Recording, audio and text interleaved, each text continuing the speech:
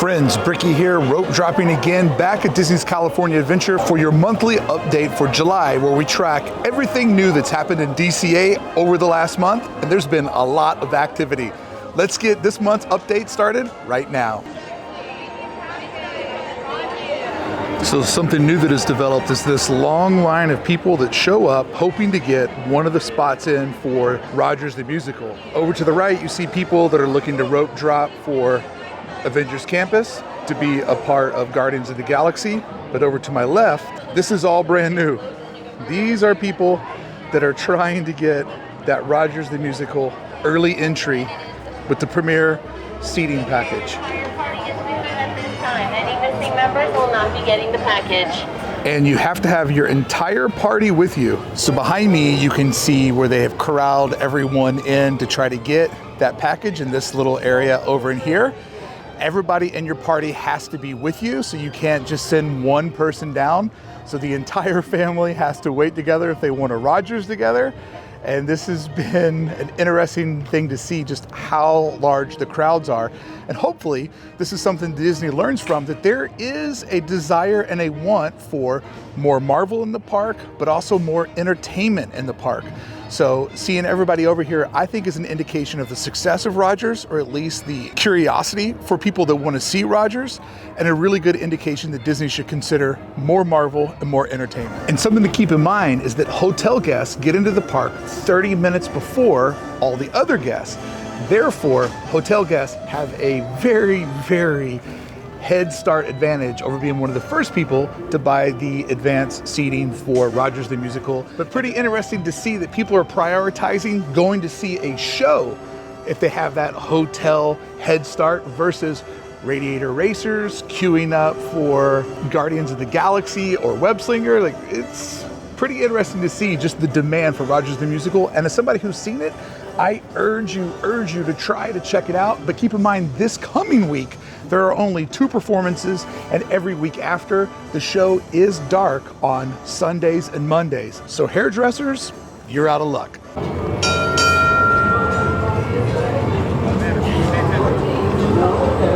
Hey, you know what? Our first stop is ready to start. And as somebody who is a consistent complainer about the Hollywood backlot being the worst corner of the park, it is nice seeing a lot of activity happening there, even if it's just people lining up to do something on the edge of the land. It just feels good to see this land have a little bit of synergy and action happening inside of it once again. More of that, please. I lied. You're in the video. I lied. Never trust me. Never trust me. We can also see that all of the outdoor vending carts have been branded with the Rogers the Musical wrap on it, which does give it a New York City Broadway type vibe, where whatever show is playing, generally the advertising takes over the couple of block radius around the theater. So I do enjoy detail that makes this all feel just a little bit more real. As somebody who was fortunate enough to be able to be here on the public opening of Rogers the Musical, I did have a great time being inside of the Hyperion, and it was awesome to be with all the citizens of Disneyland to get to enjoy this together. But I kind of hate that they funnel everybody in through the faux entryway into the theater because there's just so much space right behind me here where easily everybody could kind of just file in. So funneling everybody down was a little complicated. I'd like to see if they're still doing that for all the other shows, or if maybe they've touched and adjust. Rogers the Musical at DCA, it's gonna run till the end of August. Personally, I wouldn't be surprised if it's here a little bit longer than that, because they did put a serious investment into a 2-month show. But definitely, I urge you, try to make it happen. I did put up a video on my sister channel, Brickey Talks Disney, where I give you a spoiler-free review and explain who I think the show is perfect for and who should maybe consider skipping it. All right, let's move on. So here we have something that Disney is shooting inside of Avengers Campus, where you can see they have the big light reflection board there, they have the camera crew in the middle, and then all of these folks are perfectly placed Disney guests that hit all the different folks they want to see, dressed accordingly with the balloons. And then we have the production team over here, and they're putting together another light reflection over here.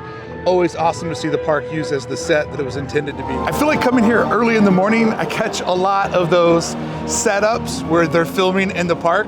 And it's just always kind of fun to see how much production, how much equipment, how many union folks they bring in to put those little commercials and spots together. I love seeing stuff like that. It is so exciting to see all of this finally for the first time ever. Canvas and scaffolding free. We can see all the art, all the murals. Let's jump in and look at some of the new ones that we can finally get the full reveal of. And speaking of full reveal, it's not completely done, but we have an idea of just how huge this bridge is gonna be. It's gonna be a real icon for this area of the park. So last month when we were here, a lot of this was still covered up in scrims. So the bait and tackle is finally one that we can fully see. I do love almost the typography nature of the hook. And then layering is so important in illustration. I love the way that the night crawler or just the regular worm, I love that it drapes behind the hook, over in front of it, back behind it, over in front of it again. Just putting layering in your artwork like that gives it such dimension and just, I don't know, it catches the attention of people because our eyes have to take an extra millisecond to figure out like, oh, it's a worm around a hook. And then over here on the future of education is here, enrollment open now. I love the subtle monochromatic background where we can see the gears and the atom behind the San Fransokyo Institute of Technology logo, which I'm really enjoying. Lots of different type there. It all fits well together. And then just like we would see in a real city, San Fransokyo, proud home of the Golden State Samurai and the Murasaki Emperors. I enjoy this because this is the type of detailing that we see in real commercial districts where they have various different logos, insignias. It shows that this pier is a part of a community and that community believes in its sports teams because sports, even though they can divide us, they also do a good job of bringing us together. And I do enjoy that this one that's a little bit more commercial, a little bit more logo heavy is over on the far corner. But as we look at a wide shot, I broke down last month with our good friend, the color wheel, that each of these boxes that is framed out with this sort of off-white that's been treated to look this stained and that it's been out in the weather. You can also see the water stains around the bottom of the building to give an idea of how high the crest of this body of water fictionally can be.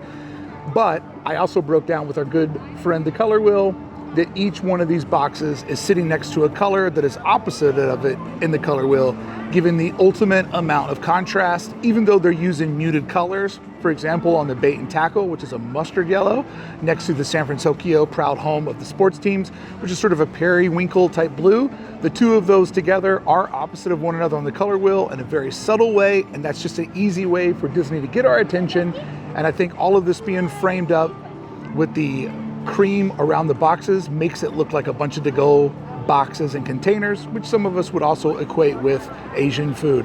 Absolutely love it. Would be kind of cool if they just kept this old sign here as a storytelling device of what was here before. But it's not all good with this bridge. I am a little bit worried about the sight lines, and one of my favorite views in the entire park is where you can peer between this old tree that's actually in a pretty cool base. Check out the base of this tree and how it's put into here. But I always love that you could peer over and you could see the bridge, both bridges of people walking in front of the fun wheel. And the fun wheel was perfectly framed in this little vignette. And I'm a little bit worried that when they put in the horizontal supports of the new San Fransokyo bridge, that it's going to block out the Mickey fun wheel. And last night when I was here filming, I did notice another one of my favorite broad views of DCA, that the bridge is going to blow out. We still have the Baymax meet and greet area that is all boarded up. If we look back at previous months, you can see what this land looked like before the transformation, and obviously we'll be here to show you in future episodes what it looks like after the transformation. This corner over here is going to be the corner that will be converted into the store, and the meet and greet will happen in this section, as far as I understand all the new concept artwork that we've seen.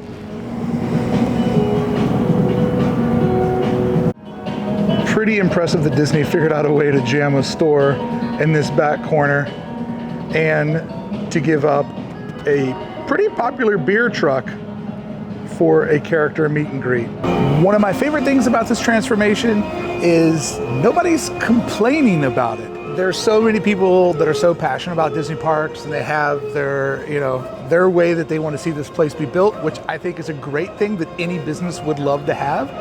But this transformation has been universally praised. People are excited about it, and that has become increasingly rare in the internet age. So to you, Disney community, for getting on the same page just for once. Now, off in the distance behind me, you might not be able to see because I'm very backlit right now, but they have taken down the Lucky Fortune Cookery neon sign of the dragon. It was showing a lot of wear and tear. I kind of liked it though, because it made it look scaly, like the way that the paint was peeling back, but obviously they can't let that go forever. So that sign's down, gonna be coming back, and I'm excited about it because that neon sign is one of the absolute best neon signs in all of DCA, and DCA has an embarrassment of riches when it comes to fantastic neon.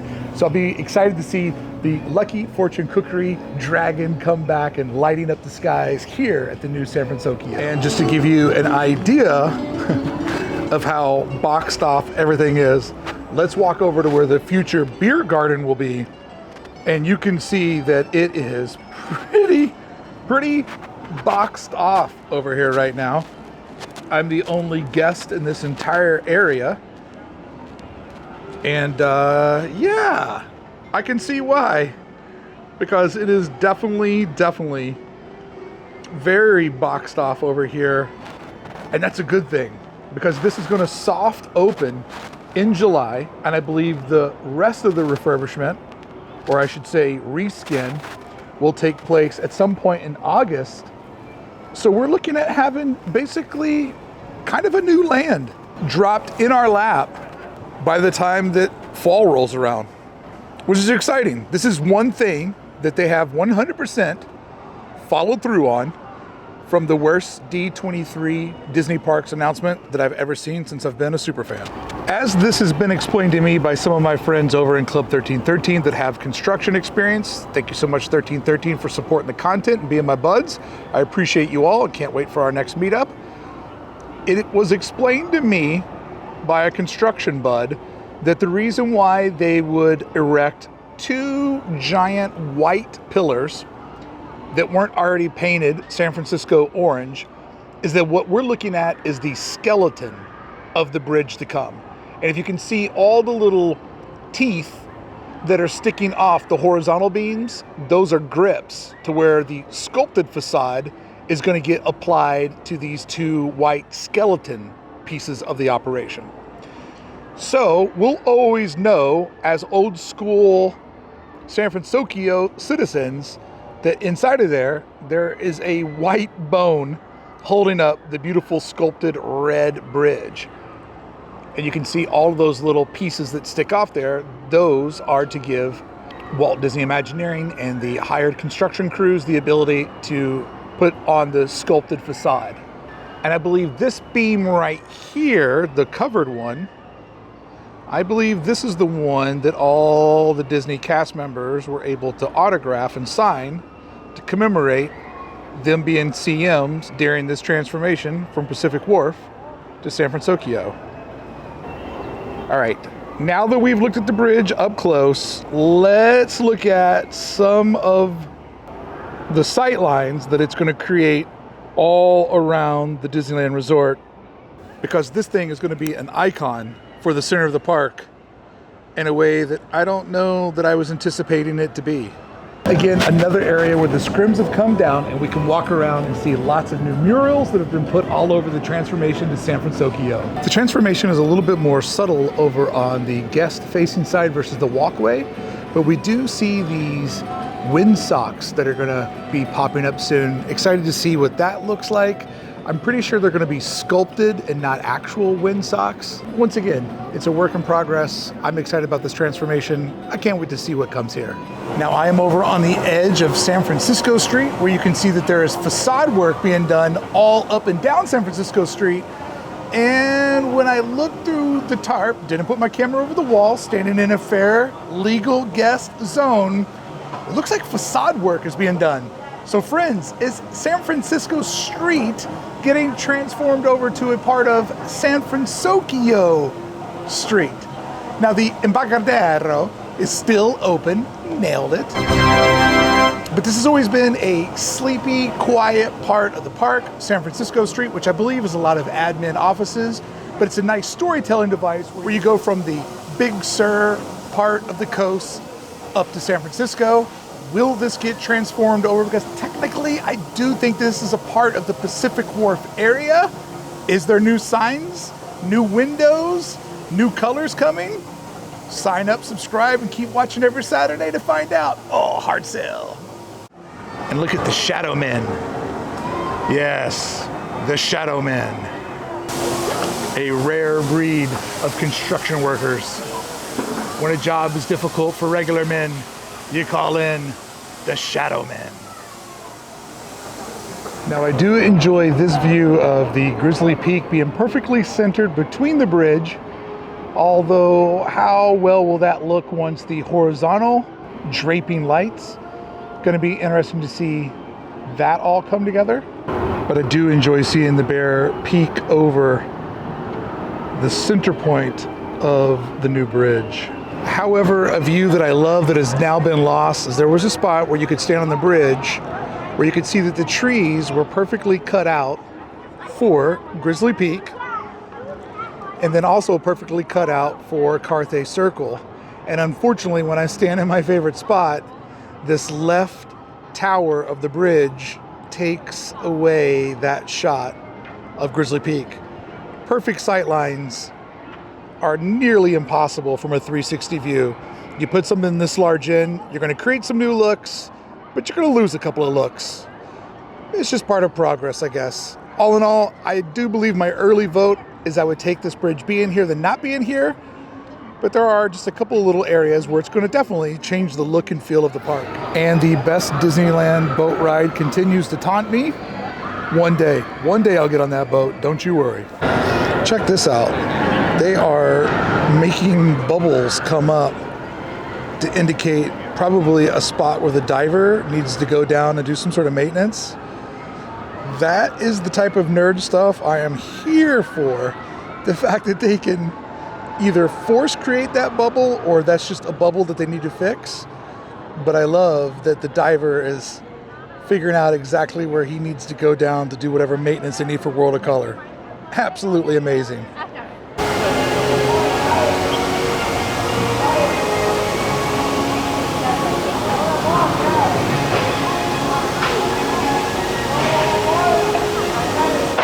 They're painting handrails.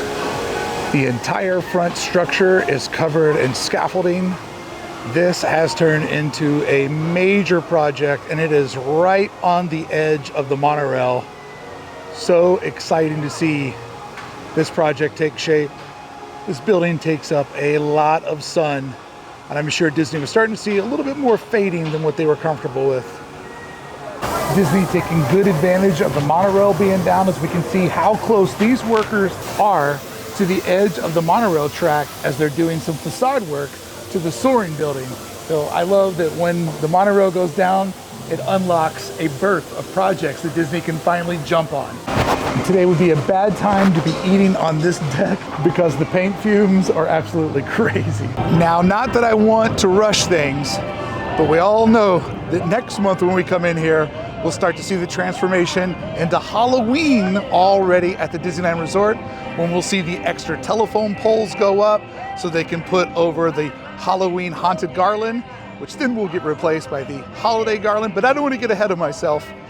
But next month we will start to see large parts of DCA transforming over into Oogie Boogie Bash in the Halloween season, which I wouldn't be doing my job if I didn't mention what a complete disaster buying Oogie Boogie tickets has been for non-Magic Key holders.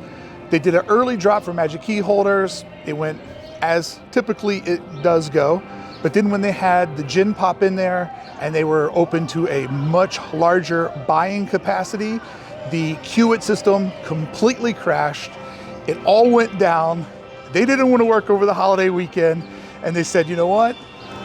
We'll get back to you with an answer on July 6th, which happened to be either the day or right around the time where they started selling tickets for the East Coast Halloween events. So therefore, on the 6th. The only announcement we got was we'll have tickets for you on the 11th. So about a 2-week delay on being able to get Oogie Boogie Bash tickets, which is pretty unfair for people that are traveling in from out of town that want to lock in that hotel, that airfare, you know, somebody to watch the kids or, you know, rent a car. So I hope that they learn from this lesson that the queue-it system they use is horrible and just doesn't seem to work. Do better, Disney. You're making a lot of money. You can do it. And soon we'll be seeing the cozy cones with their vampire type faces attached to them. Cannot wait. I don't want to rush the summer, but I cannot wait for Halloween at the Disneyland Resort. Have a good day. You too. Your photos are great. What an amazing cast member. Walked behind the garbage can soon. She didn't want to ruin my shot, and I wasn't even filming yet. All right. Soon, we'll have a treat trail over here. Everything behind me will be green and purple. This entire land will transform over into Oogie Boogie's Bash. I hope to see you out here. I'm coming 3 nights, maybe 4 if you invite me to join along with you. I'll take the person that cancels spot. And like I said, not trying to rush the summertime, but you cannot beat this particular park during the Halloween season. The Oogie Boogie tickets haven't gone on sale yet for the general public. If you only make it out to DCA 1 time in the year, I recommend making it a Oogie Boogie Bash. And also don't forget, those nights, there will be more people inside of Disneyland. So it does push the crowd over there. But on the reverse,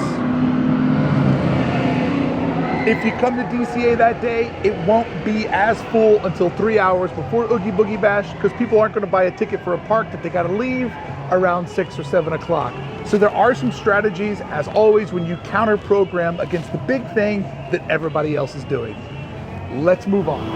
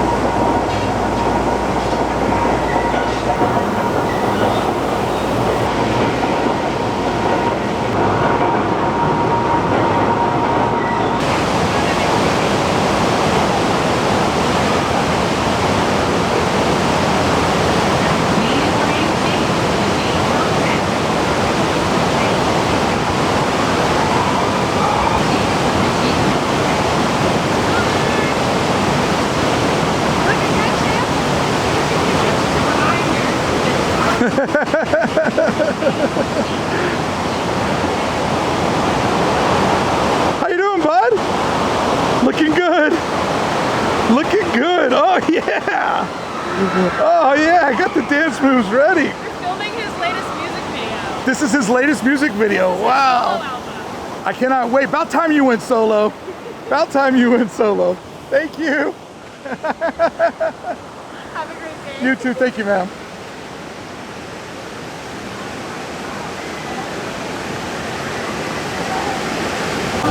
Well, that was just Disney magical, right? See you. Chip or Dale, who knows? I don't. Waving over the bridge at folks. Oh yeah, that got me excited. Thank you, Dale.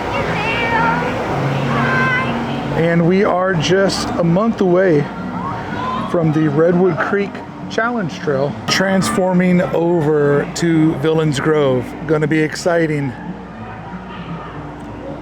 I don't know about you friends, but I cannot wait to get back into Villains Grove. The perfect way to end your Oogie Boogie Bash, where you can use that free time after the park closes to wander through the Grove.